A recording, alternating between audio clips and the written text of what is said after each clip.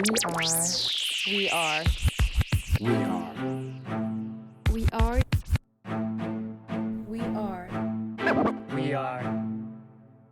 Lofi Poli Sci. Welcome everyone to the Lofi Poli Sci podcast. I'm your host, Michael Pickering. That's right. Lo-fi as in low fidelity, low quality, in your face, messy as can be global news show. Here we're going to talk about that famous question, what's going on in the world today. And it's Thursday, time for that Lo-Fi Global, that news fresh off that press. From that AP World News section. Gunmen release 100 kidnapped victims in northwest Nigeria. Now this is good news indeed, as last month we talked about this, about how 100 people being abducted in Nigeria for ransom. And the past couple of times where this has happened this year, when they were released, the ransom was paid. This time, however, the government of Nigeria stated that the 100 people were released without having to pay anything at all. Now, this is really curious for a lot of different reasons, but at the moment, we aren't being given any other details on the matter, so we don't know why they were released without paying the ransom. We don't know what happened. But nevertheless, this is a good thing. But keep your ears open for this, people, because just this month, another more than 100 students in Nigeria were kidnapped and have not been released as of yet. So we'll let you know more as we do. Next up, source, Reuters World News. Polish Justice Minister says Warsaw cannot comply with EU's court ruling. Man, if it's not Hungary, it's always Poland. Stirring shit up in the EU.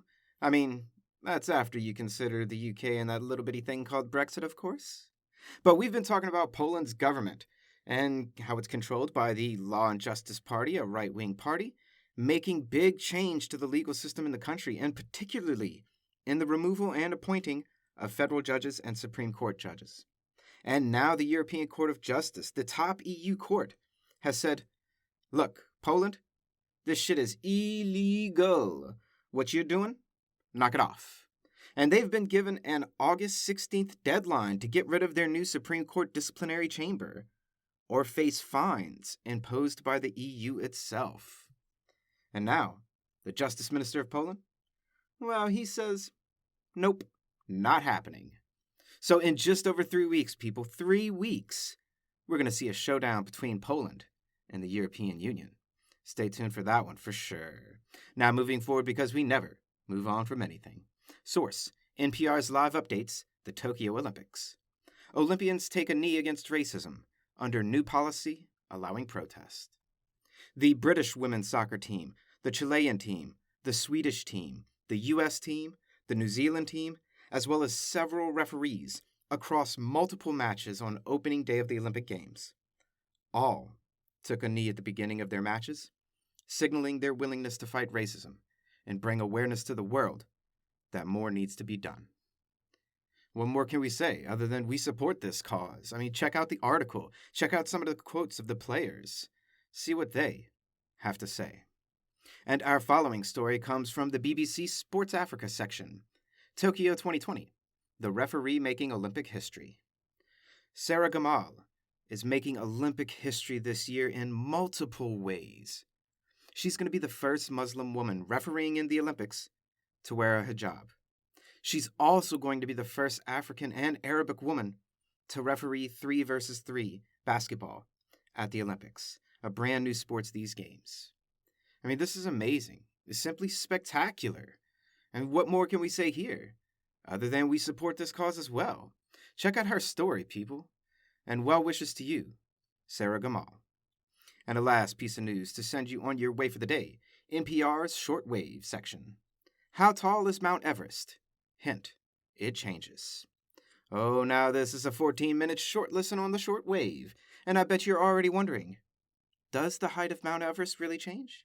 And how tall is Mount Everest anyway?